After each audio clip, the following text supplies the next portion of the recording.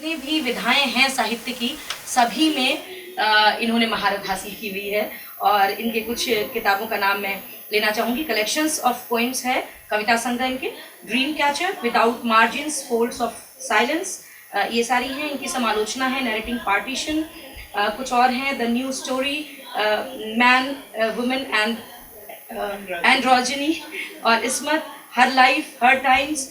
इसके साथ ही इनके कुछ अनुवाद हैं, stories of Joginder Pal, sleep walkers. इसके साथ ही इन्होंने अंग्रेज़ी और उर्दू कहानियों के एक संकलन का संपादन किया है, मैपिंग मेमोरीज, और भी बहुत सारी एक लंबी फहरिस्त है। तो एक बार ज़ोरदार तालियों से इनका इस्तेमाल। साथ ही हमारे साथ हैं नज़मा रहमानी जी। इनकी कुछ बहुत ही जो खूबसूरत इनकी रचनाएं जो हैं, उर्दू अफसाने का सफ़र जिसका इन्होंने संपादन किया है। साथ ही आज़ादी के बाद उर्दू शायरात, जदीद गज़ल की अलामतें, तलमे हाथ, इनकी भी फहरिस्त काफ़ी लंबी है। मैम का बहुत बहुत स्वागत। देखिए, आज का जो ये विषय है, ये बहुत ही मैं ये नहीं कहूँगी नया विषय है, बहुत ही पुराना विषय है और हमेशा से ही एक कहते हैं ज्वलंत मुद्दा, तो हमेशा से ही ज्वलंत रहा है। और ये जो मुद्दा है, ये है कि उर्दू और हिंदी में जो नारी साहित्य है, और ये तो हम सभी जानते हैं मैम, आप लोग ऐसे बेहतर कौन बता सकता है इस बात को कि उर्दू और हिंदी दोनों ही जो एक पूरा एक जैसे हम कहते हैं साहित्य समाज का दर्पण है, तो जैसे साहित्य समाज का दर्पण है, और जो नारी साहित्य है वो नारी की पीड़ा को दिखाती है। और चूंकि दोनों ही समाज में, हिंदी और उर्दू समाज में, नारी की जो पीड़ा है वो बहुत एक जैसी है, इसलिए साहित्य भी एक जैसा है नारी के द्वारा जो है। तो सबसे जो पहला प्रश्न मैं आप लोग दोनों से वन बाय वन मैं जानना चाहूंगी कि जो सबसे ज्यादा विवादास्पद बात रही है कि हम ये कहते हैं कि नारी, हम साहित्य, नारी विमर्श हम माने किसको, हम किस बात को माने। जैसे या तो हम, जैसे अगर पुरुष लिखता है तो वो एक अनुमान होता है, नारी लिखती है तो एक अनुभव होता है, लेकिन फिर हम कहते हैं कि हम नारी और पुरुष में क्यों बांटे, नर और मादा में क्यों साहित्य को बांटे। तो मेरा बस पहला आपसे बस यही जानना चाहूंगी, और हमारे जो श्रोता हैं यही जानना चाहेंगे कि कितना अनुमान और कितना अनुभव, कितनी प्रामाणिकता, और आप किस ओर हैं। अहम है कि हम ये हर वक्त जाहिर भी करें और इसमें एक तरह का गर्व महसूस करें कि हमारे पास बहुत सी भाषाएं हैं। तो इसलिए अगर ज़बान से मिली जुली भाषा निकलती है तो इतना मेल है, और अगर मेरे में क्षमता नहीं है कि मैं ऐसे सोच पाऊँ कि वो अनुमान बन जाए, अनुभव बन जाए, तो मुझे लेखक बनना ही नहीं चाहिए। अगर मेरी बहुत अच्छी एक दोस्त हैं, और दोस्त कहेंगे, मैं उनकी रिस्पेक्ट बहुत करती हूँ, कृष्णा सोपती, आप सब जानते हैं उनको। तो कृष्णा सोपती अब इस वक्त 52 हुआ ना, 92,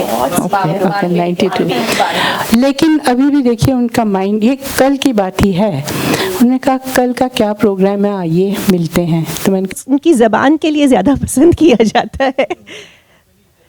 हाँ, उन्होंने खुद को फेमिनिस्ट कभी नहीं कहा। कुरतुलन हैदर ने तो बाकायदा इनकार किया कि मैं फेमिनिस्ट नहीं हूँ, थी भी नहीं।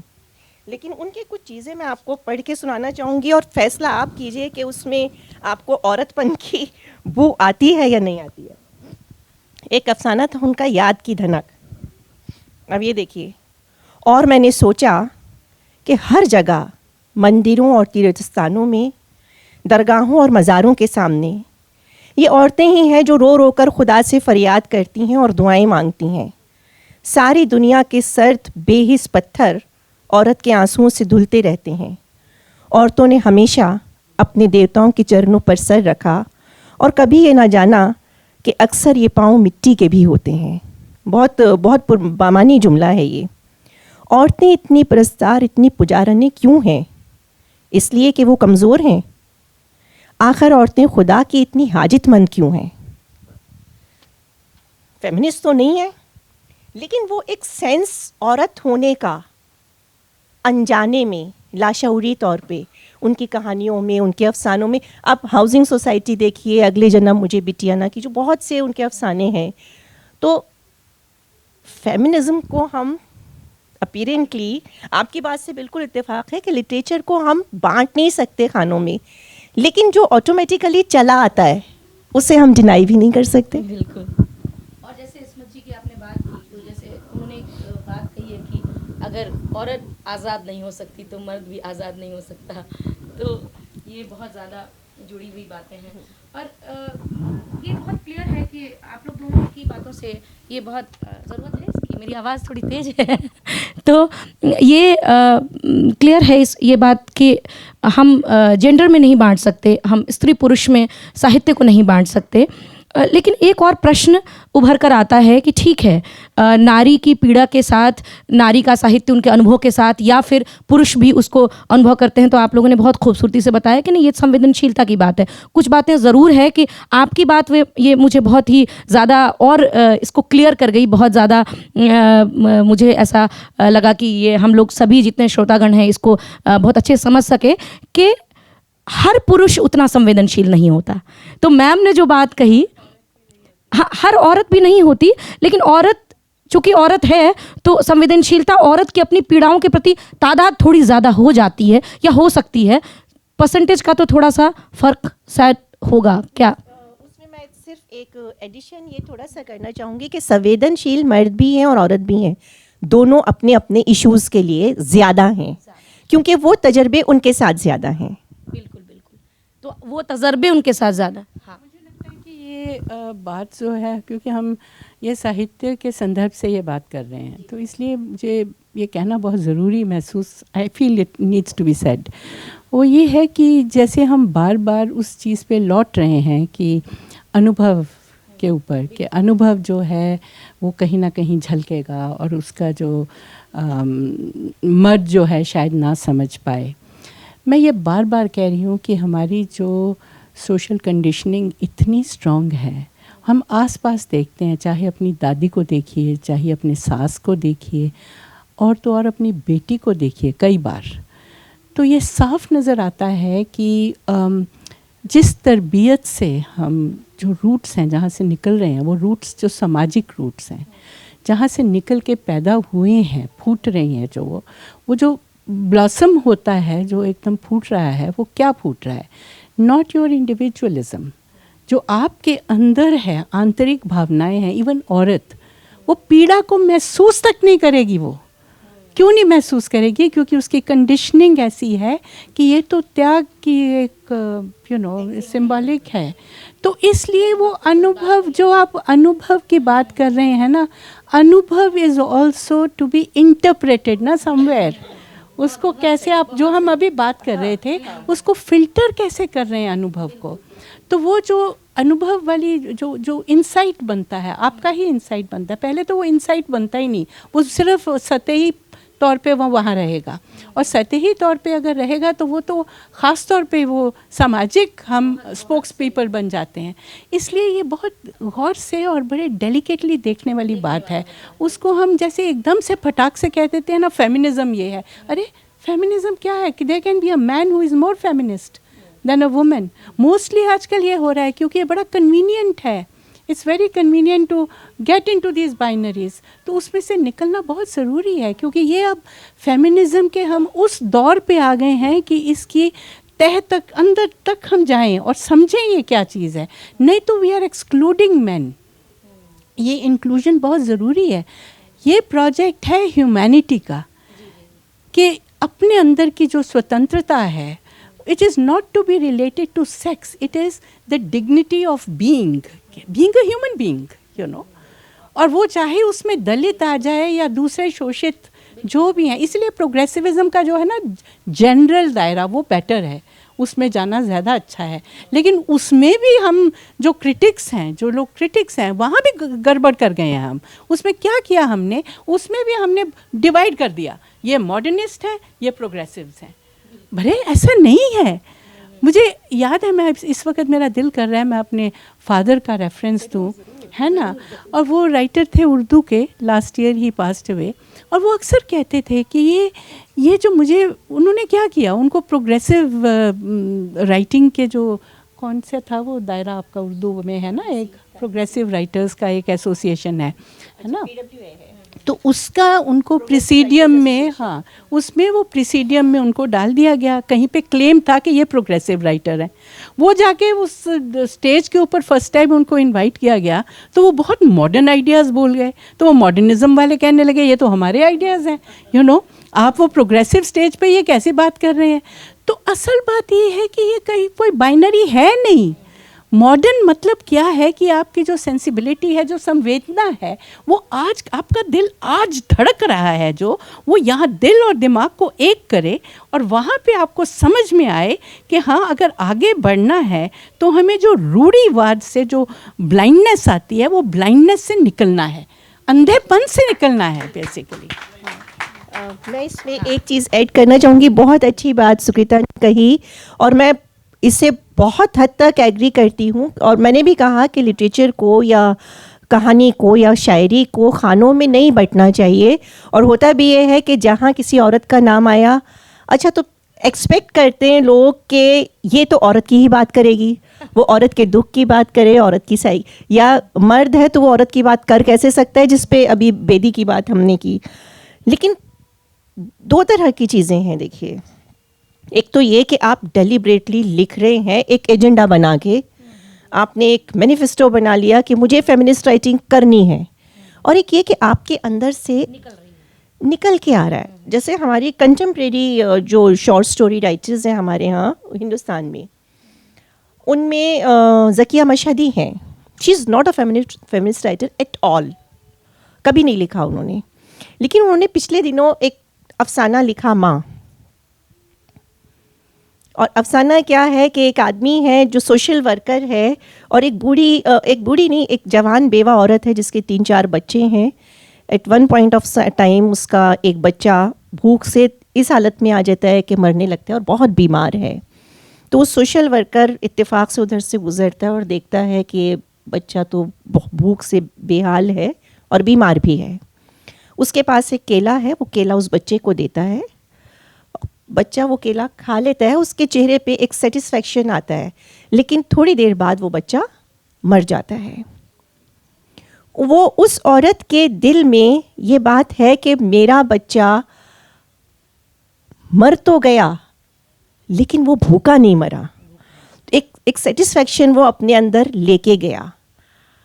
वो सोशल वर्कर अकेला है, ज़िंदगी में शायद कभी किसी के साथ उसका कोई मामला रहा हो, लेकिन वो बिल्कुल अकेला है और कहीं ठहरता नहीं। और एक सर्द शाम में, बारिश में, बाहर कुछ नहीं है, वो उसकी झोपड़ी में आके बैठता है। और उस औरत के दिल में, देखिए, ममता का जज्बा यहाँ जो है वो लाइन ब्लर कर रही है। वो जो ममता है उस औरत के अंदर कि अपने बच्चे की भूख मिटाने की जो एक उसकी ख्वाहिश थी और वो उसने पूरी की, वही भूख मिटाने की ख्वाहिश उसे उस सोशल वर्कर के पास ले जाती है और जो है वो उस लेवल पे आ जाती है। उस वक्त वो नज़र नहीं रहती कौन सा जेंडर, यू नो।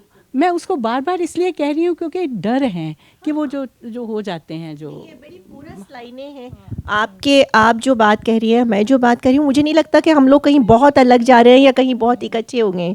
लेकिन कहीं कहीं अपने रिसीविंग पॉइंट्स हैं हम लोगों के, जो एक दूसरे से कुछ अलग हो सकते हैं इन सारी चीज़ों में।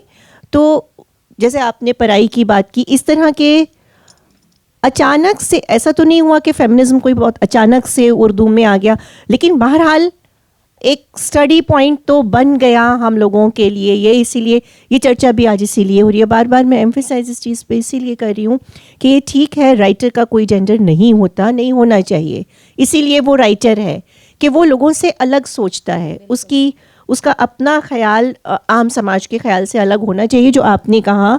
और जो आपने जोगिंदर पाल के अफसाने का भी जिक्र किया, पराई का, जाहिर है बेदी का भी जिक्र आपने इसी सिलसिले में किया। लेकिन एक चीज़ समाज से उभर के आई, एक सेंसिटिविटी उभर के आई।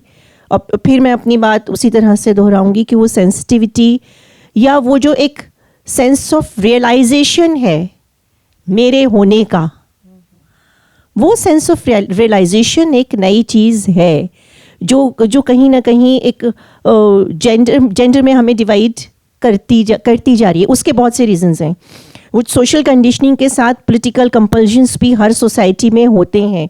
इसीलिए आप देखेंगे उर्दू में जिस फेमिनिस्ट अप्रोच की हम बार बार बात कर रहे हैं, वो हिंदुस्तान की उर्दू राइटर्स में, विमेन राइटर्स में, मॉडर्न विमेन राइटर्स में, आज़ादी के बाद की राइटर्स में है ही नहीं सिरे से। क्योंकि यहाँ एक अलग तरह का आइडेंटिटी क्राइसिस, हम पॉलिटिक्स के साथ जब इन चीज़ों को जोड़ते हैं तो हम देखते हैं पाकिस्तान में जिस तरह के कानून बने आफ्टर इंडिपेंडेंस, एक इंडिपेंडेंट कंट्री की तरह, और एक इस्लामिक, जाहिर है उस इस्लामिक लॉ को भी in the interest of politics use किया गया। ज़ियाउल हक के ज़माने में तो हुदूद ऑर्डिनेंस जारी हुआ, बहुत सारी ऐसी चीज़ें हुई और उनके ख़िलाफ़ फिर एक रिएक्शन भी हुआ। विमेन मूवमेंट्स वहाँ जिस तरह से खड़े हुए और बहुत स्ट्रांगली खड़े हुए। फ़हमीदा रियाज को तो 7 साल हिंदुस्तान में जिला वतनी की ज़िंदगी गुजारनी पड़ी, इसीलिए गुजारनी पड़ी। जिस तरह से औरतों को जायदाद के राइट्स औरत से छीनने के लिए आपने कुछ नए कानून इन दी गार्ब ऑफ रिलीजन बना दिए, तो वहाँ रिलीजन, पॉलिटिक्स और लिटरेचर का एक कॉम्बिनेशन पैदा हुआ जिसने वहाँ फेमिनिस्ट राइटिंग को जन्म दिया। फिक्शन में ज़ाहिदा हिना ने उस चीज़ को बहुत ज़्यादा हाईलाइट किया अपने अफसानों में और अपनी कहानियों में। और फ़हमीदा रियाज और किश्वर नाहिद का तो खैर बहुत ही प्रोमिनेंट नाम रहा।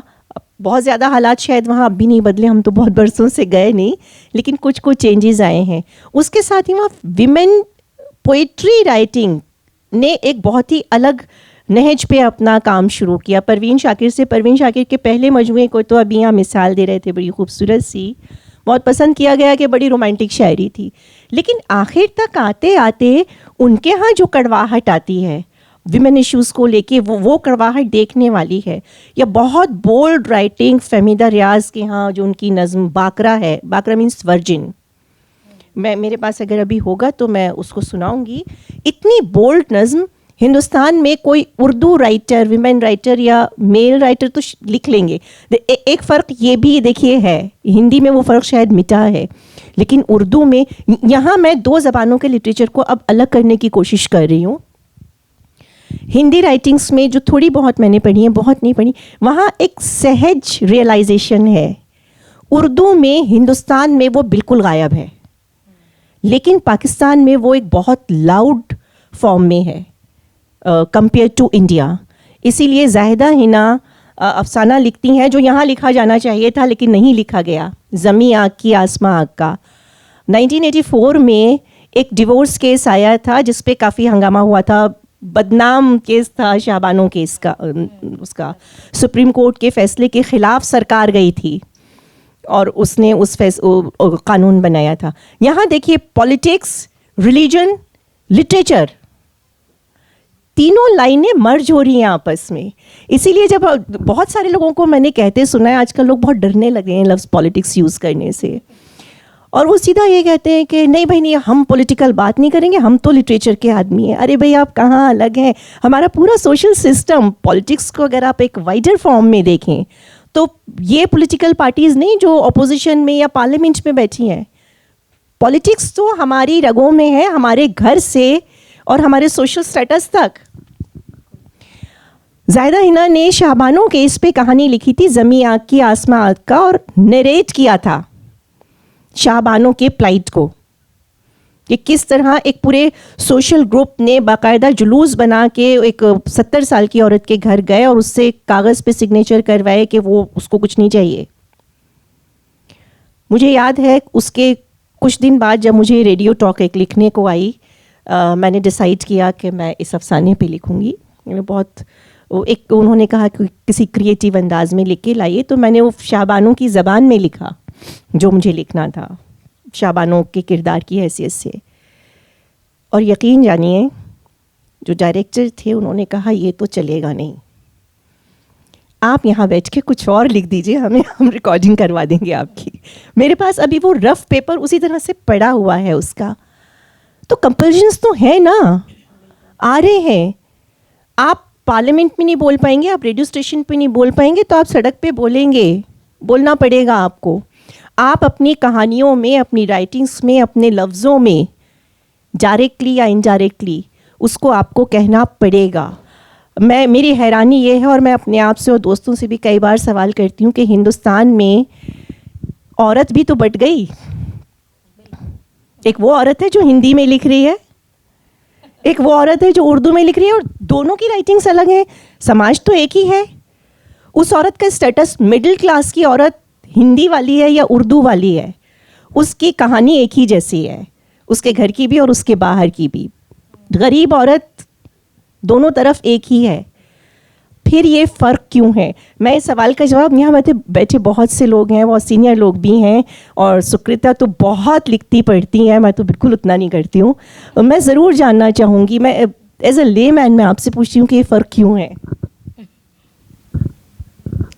नहीं, मुझे लगता है कि यस, अब ठीक कह रही हैं कि एक ट्रेडिशन भी बन जाता है, कि एक हर भाषा का अपना ट्रेडिशन भी बन जाता है कि कैसे लिखना है, क्या एक्सेप्टेबल है। लेकिन उसी में जो भी पावरफुल राइटिंग आती है, जो जिसके अंदर अपनी एक एनर्जी होती है, वो हमेशा रिबेल कर रही होती है, और उसके स्ट्रैटेजीज़ बन जाते हैं कि स्टाइल के या कैसे, जैसे आपने कहा। और writing ultimately in a way is philosophic, it's also political, लेकिन उसकी एक हिस्टोरिसिटी भी है, किस कॉन्टेक्स्ट से वो निकल रही है। आपने कहा पाकिस्तान से, जैसे वो किशोर नाहिद ने एक कहानी नहीं, उसने नज़में लिखी थी, बुरी औरत। अच्छा, तो बुरी औरत, हाँ, वो एक वो भी थी ना, वी सिनफुल, हाँ, we sinful, translation I we sinful women. हाँ, तो वो तो मतलब ऐसे उनका ये बन गया, एक एजेंडा बन गया उनका। और वो ही मुझे लगता है, सॉरी टू से दैट, वो मुझे बहुत मारेंगी जब मिलेंगी, लेकिन मैं कह डालती हूँ कि जब वो उनकी राइटिंग में प्रोपेगेंडा बनने लगा ना, तो वो गड़बड़ हो गई थोड़ी। जब तक वो जो अपनी पेन को इसका इजहार कर रही थी, तो वो बहुत खूबसूरत था, अपनी नहीं, ख़ास तौर पे मतलब जब औरत के बिहाफ पे वो जो, तो जब वो एक एस्थेटिक इजहार जो होता है वो हो रहा था, और ढूंढ रही थी, वही जो उसकी तलाश में थी कि इसकी सच्चाई क्या है और कहाँ है, और इसका कोई सोल्यूशन है कि नहीं, लेकिन ये है ना, ऐसे तो है। तो वो जो सच्चाई थी वो बहुत डंका पीट के जैसे होता है, वो सामने आ रहा था और अच्छा लग रहा था। फिर जब उनको मशहूर कर दिया गया कि वो फेमिनिस्ट हैं, तो उन्होंने वो आवरण फिर पहन लिया कि हाँ मैं फेमिनिस्ट हूँ, माथे पे लिख दिया फेमिनिज्म, ठीक है।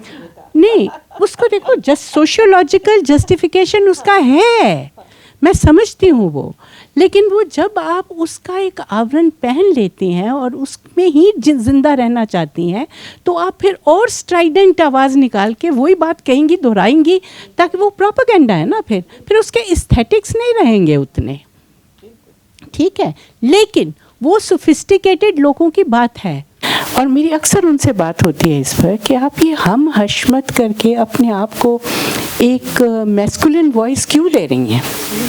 आप औरत हैं तो औरत की आवाज़ में लिख रही हैं, उसमें जो आ जाता है वो ठीक है।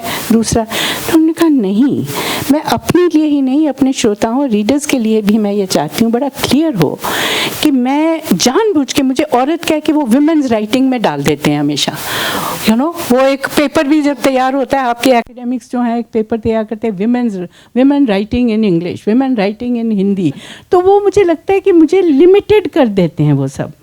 तो ठीक है, उसकी आप लोगों को ज़रूरत है, मुद्दे कौन से हैं, मसले कौन से हैं, और पीड़ा कौन सी है, यू नो। मैं तो उसको पीड़ा नहीं कहूँगी सिर्फ, क्योंकि हम लोग जो पीड़ित हैं, लेकिन वो जो पीड़ित कह के अपने आप को, उसके अंदर हम स्ट्रैटेजीज ढूंढ लेते हैं। हम बहुत होशियार हैं, औरतें बहुत होशियार हैं, हम strategies for celebration of womanhood ढूंढ लेते हैं।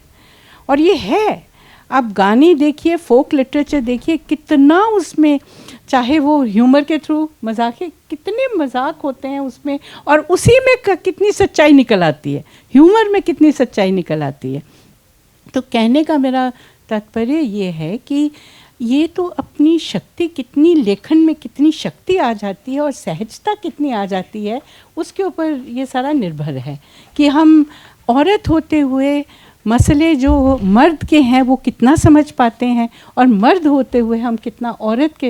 वैसे राजेंद्र सिंह बेदी की कहानियाँ हैं लाजवंती, वो जो लिख गए हैं अपने दुख मुझे दे दो, बहुत हाँ, बहुत आप powerful अफसाना। कैसे कहेंगे भीष्म साहनी जो हैं जिन्होंने माधवी लिखा, कैसे कहेंगे कि वो औरत नहीं है तो वो इसलिए वो नहीं समझ पाएंगे वो। तो ये तो क्षमता कितनी बनती है एज ए लेखक, वो देखने वाली बात है ना। तो इसलिए मैं उसको ठीक से नहीं लेती, वो एंडोर्स नहीं करती हूँ। मैं उसको एंडोर्स करती हूँ जो अंग्रेज़ी में, जिसने वो जूडिथ बटलर ने कहा था, gender trouble. It has all to do with gender trouble. जो जेंडर का हमने बाइनरीज क्रिएट कर दी हैं ना, और सोशलाइजेशन, औरत होते हुए भी मैं कई बार मेल शोविनिस्ट बन जाती हूँ, क्योंकि मैंने वो जो इम्बाइब किए हैं वैल्यूज़ कि मर्द क्या होता है, औरत क्या होती है, वो तो सोसाइटी के ऊपर है ना। तो वो हमें घोल के पिलाया गया है, और वो अभी नहीं, मतलब मैच्योरिटी के टाइम पे तो हम रिजेक्ट कर सकते हैं।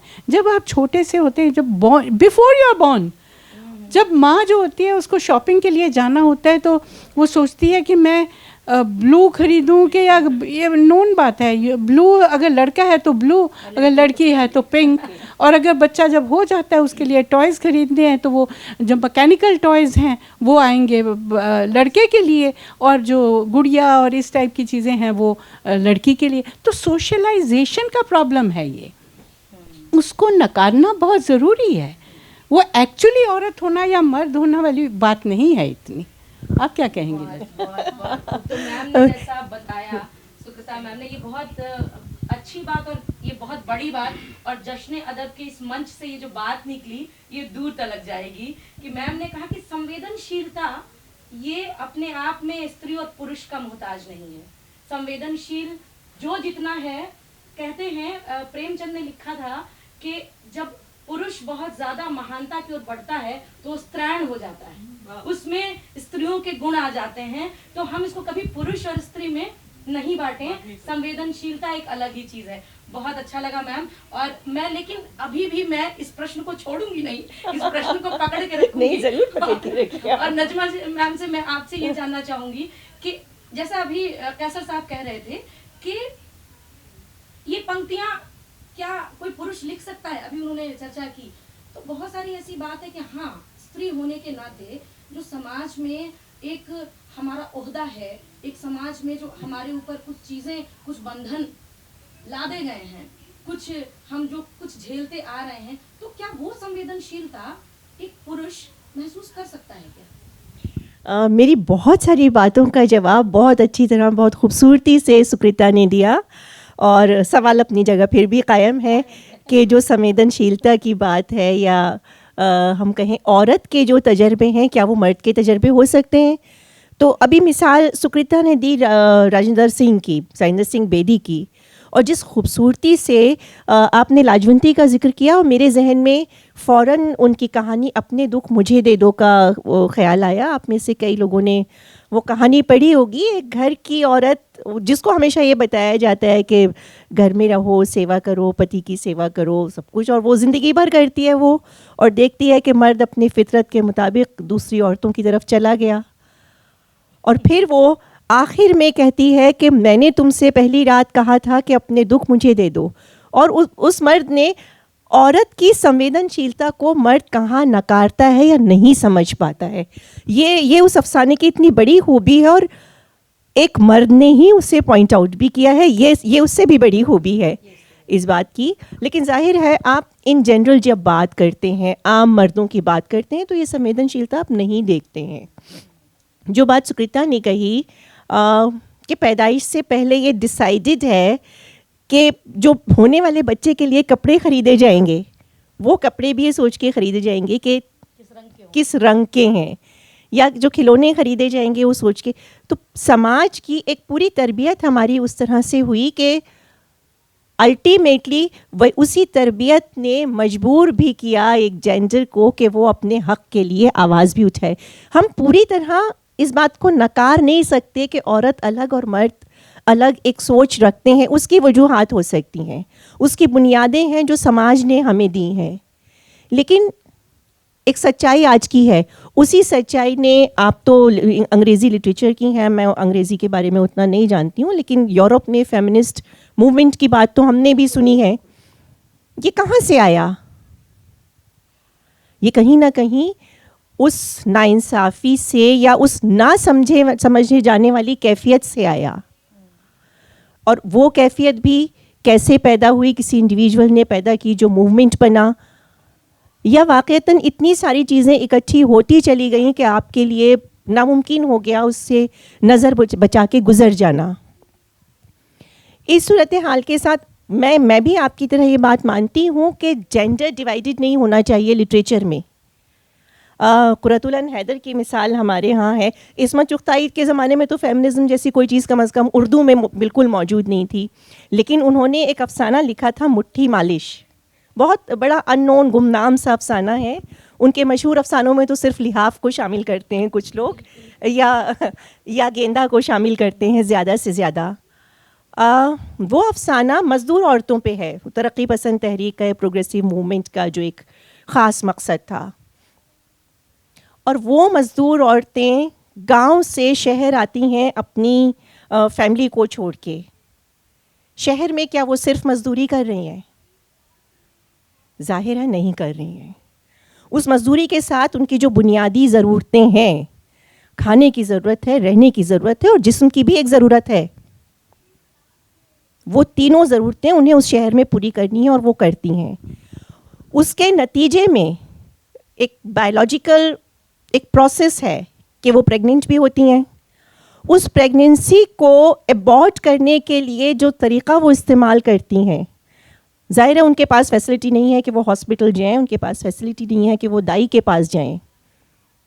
उनके पास एक चीज़ है कि वो अपनी प्रेगनेंसी को लोकल चीज़ों से, और मुट्ठी मालिश बहुत पेनफुल अफसाना है। मतलब मैं अभी भी सोच रही हूँ कि वो क्या था, तो मेरे रोंगटे खड़े हो रहे हैं सोच के कि आप फोर्सफुली अपने बॉडी के अंदर के चेंजेस को मुक्के मार के और इस तरह की चीज़ों से अपने फिटनेस को एबॉर्ट कर रहे हैं। ये बात मैं नहीं जानती यहाँ बैठे हुए कितने मर्द उस पीड़ा को समझ पाएंगे जिसे शायद मैं अपने अंदर फील कर रही हूँ, जिसे शायद यहाँ बैठी कई औरतें अपने अंदर फील कर रही होंगी। इस्मत नहीं जानती थी कि फेमिनिज़म क्या चीज़ है, लेकिन इस्मत उस पेन को तो जानती थी जो उनके आसपास उन्हें दिखाई दे रहा है। वो मिडिल क्लास की उस औरत की बात तो करती हैं जो मर्द से फिज़िकल सेटिस्फेक्शन ना मिलने की वजह से उसकी लेस्बियनिज़म की तरफ जाती है, लेकिन इसके साथ ही वो उस पेन को, उस पूरे एनवायरनमेंट को भी किसी ना किसी लेवल पे महसूस करती हैं। और एक मखसूस ज़बान में, जो बड़ी खूबसूरत ज़बान, इस्मत को दरअसल उसको ये ख़्याल आता है कि इसने ज़िंदगी में कभी औरत का सुख नहीं भोगा, और वो जाके उसके साथ लेट जाती है, उसके साथ संभोग करती है और कहीं फिर से एक सेटिस्फेक्शन लेके उठती है कि इसने मेरे बच्चे की भूख मिटाई थी, मैंने भी इसकी भूख मिटाई। तो यहाँ वो लाइंस ब्लर हो रही हैं औरत और मर्द के रिश्ते की, माँ और बेटे के रिश्ते की। मैं इसे फेमिनिज्म समझती हूँ। हो सकता है मुझे नहीं लगता किसी मर्द को उस तरह का एहसास किसी औरत के लिए हो सकता है, हो भी, लेकिन जनरली नहीं होता है। तो यहाँ इस बात से इत्तेफाक करते हुए आपकी कि हमें बांटना नहीं है, लेकिन जहाँ चीज़ें ऑटोमेटिकली आ रही हैं, हमारी सोशल कंडीशनिंग से ही आ रही हैं, जाहिर है, लेकिन वो आ तो रही हैं, तो वहाँ एक्सेप्ट करते जाएं, लेकिन उस पर हम स्ट्रेस ना दें, उस पर ये जोर ना डालें कि इस राइटिंग को हम फेमिनिस्ट कहेंगे, इस राइटिंग को हम पैट्रियटिक सोसाइटी, पैट्रियार्कल सिस्टम्स में डाल देंगे। ये लाइंस का डिवीजन नहीं होना चाहिए। बिल्कुल। तो ये तो बहुत ही सही बात है कि पहले हम कैटेगरीज में नहीं लिखें, कैटेगरी बनाने वाले बनाते रहें, कोई बात नहीं, हम लोग बिल्कुल लिखने वाले ये सोच कर ना लिखें कि वो क्या लिख रहे हैं। और एक जो सुकृता जी ने बात कही कि ये जो संवेदनशीलता हमारे अंदर आती है, वो भी जैसे कि इन्होंने बोला कि औरतों को माना गया त्याग की मूर्ति, तो औरत फिर समझ लेती हैं खुद को कि मैं तो, फिर उनको अपने ऊपर जो कुछ, उनके ऊपर ऐसा कुछ एट्रोसिटीज़, अत्याचार, वो बहुत ही उसको आम लेती हैं, उनको लगता है कि उनके ज़िंदगी का हिस्सा है। तो उस तरीके से उस चीज़ को महसूस वो कभी कभी नहीं कर पाती जो कि सामने का एक मर्द महसूस करते। बहुत आपने एक अलग स्तर पे बात की, बहुत अच्छी बात की। और मैम ने जैसा बताया नजमा जी ने कि हम बिल्कुल इस बात को भी ना छोड़ें कि हाँ कहीं कहीं पर जाकर उस महसूस करने को हम उस व्यक्तित्व से नहीं अलग कर सकते, जेंडर से नहीं अलग कर सकते। और फिर हम ये भी देखें वहाँ पर कि किस प्रकार जो सोशलाइजेशन है, जो सामाजिक हमें जो मूल्य मिले हैं, वो भी कहीं ना कहीं हमें प्रेरित करते हैं इन चीज़ों के लिए।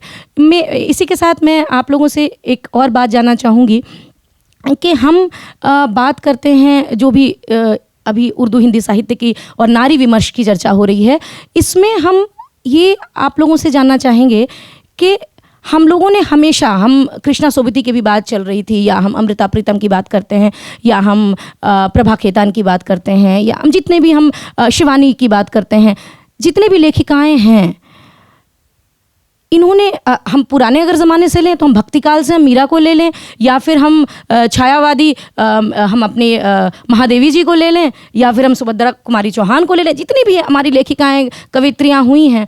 मेरा बस प्रश्न ये है कि कितना हम एक समस्या के सुलझाव की ओर, ये जो जितनी भी हमारी लेखिकाएं और कवित्रियां हैं, ये क्या समस्या में एक रह जाना, समस्या का वर्णन करना, या फिर उसको एक डेलिबरेटली एक उसको समाधान की ओर ले जाना, क्या रहा है, क्या यात्रा रही है?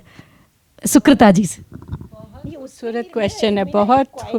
इससे पहले कि सुकृता आप बोले, फेमिनिज्म, अगर हम इस टर्म फेमिनिज्म की बात करें और साहित्य की बात करें, मेरी क्वेरी है सुकृता से भी और आपसे भी, फेमिनिज्म क्या सिर्फ औरत की समस्या या कुछ और भी?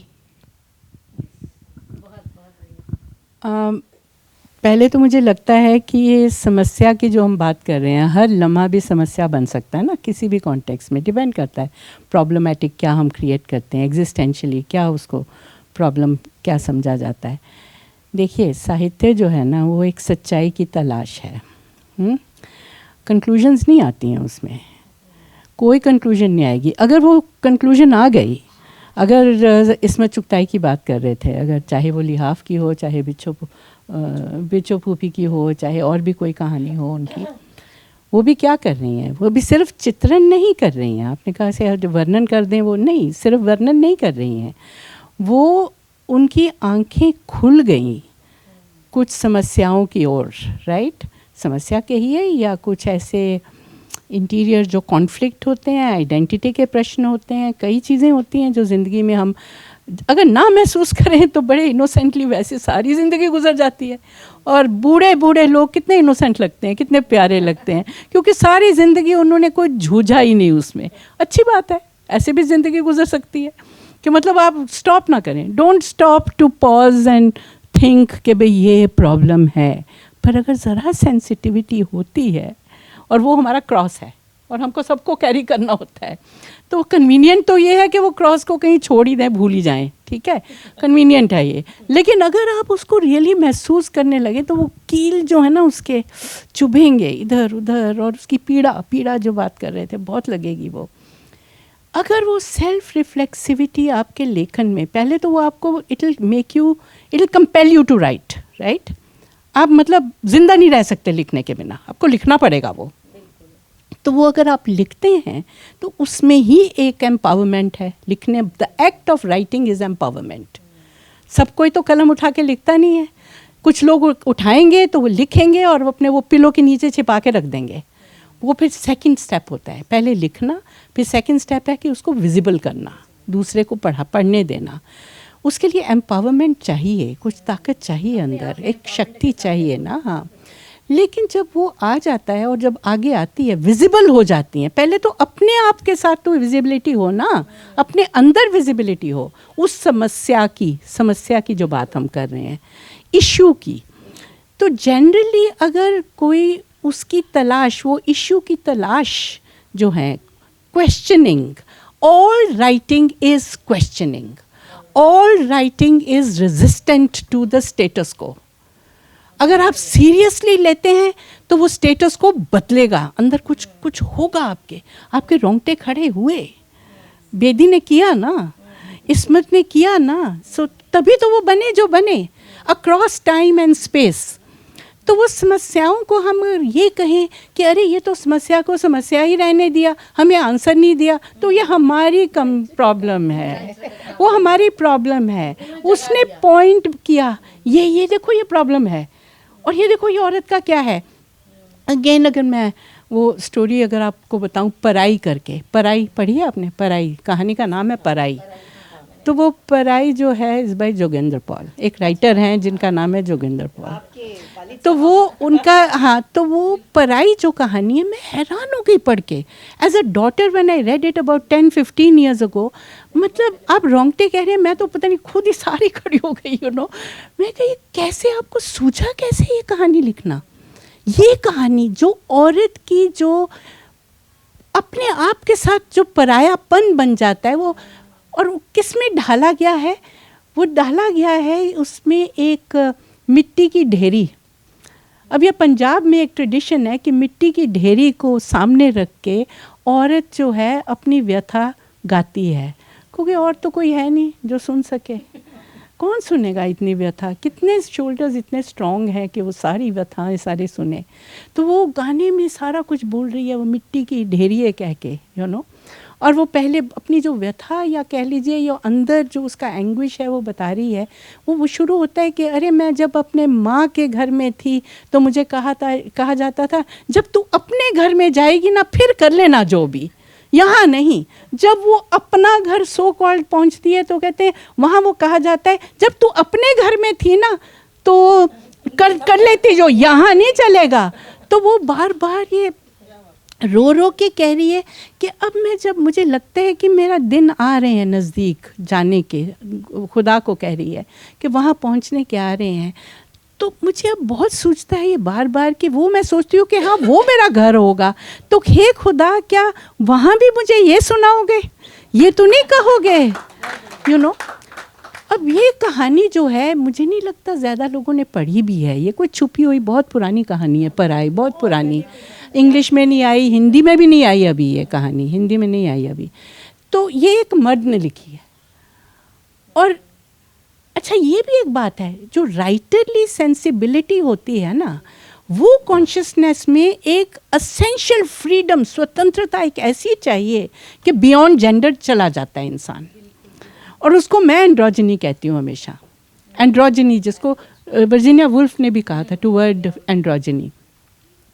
तो वो एंड्रोजिनस सेंसिबिलिटी जो सभ्यता के दायरे में आ गए बहुत, और इसलिए वो ज़्यादा बल्कि चोरी करनी पड़ी उनको, चोरी से बोलना पड़ा, साफ साफ नहीं बोल। इसीलिए मैंने कहा कि कुछ चीज़ें बल्कि जो आप फोक ट्रेडिशंस में देखते हैं ना, वो ज़्यादा सच्चाई है, जिसमें ज़्यादा वो बनावट ना हो, सीधा सीधा सब आ रहा है सामने।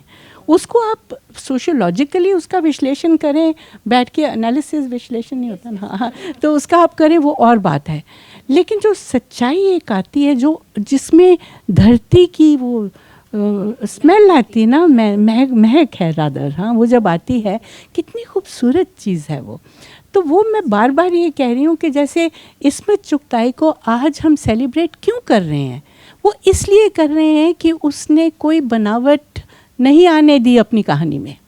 बाकी लोग बैठ के चर्च गेट में हर रोज़ मिल के प्रोग्रेसिविज़म की थ्योरेटिकल बहस कर रहे थे, बढ़िया बढ़िया बहसें कर रहे थे।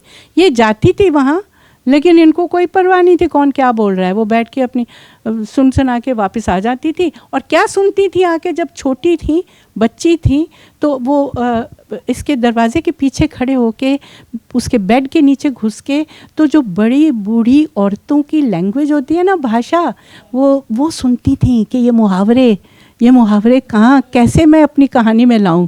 और वो कहानी में वो मुहावरे जड़ जड़ के एक खूबसूरत कहानियाँ लिखी उन्होंने। आम भाषा जो थी, औरतों की आम भाषा में खूबसूरत कहानियाँ गढ़ी उन्होंने। और वो जो कहानियाँ थी, जो उनका जो भाई जो राइटर था, अजीम बेग चुगताई, जो आज उनको कोई जानता नहीं है, इतने लोग नहीं जानते हैं, इस्मत को ज़्यादा, उनकी कहानी उठा के तो वो फाड़ देते थे कि ये औरतों की ज़बान में लिखती हो, तो फाड़ देते थे। ये छिपा के रखती थी वो कहानियाँ, और वो आज कहानियाँ हम कैसे खुशी से पढ़ रहे हैं और मज़ा ले रहे हैं उसका। तो उस ज़बान को, क्योंकि उनके मौजू भी औरत बन गई और उनके जो भाषा है वो कहलाने लगी, उसको हम कहते हैं बेगुमाती ज़ुबान। और वो जो रेखती कह के रिजेक्ट किया था बहुत से लोगों ने,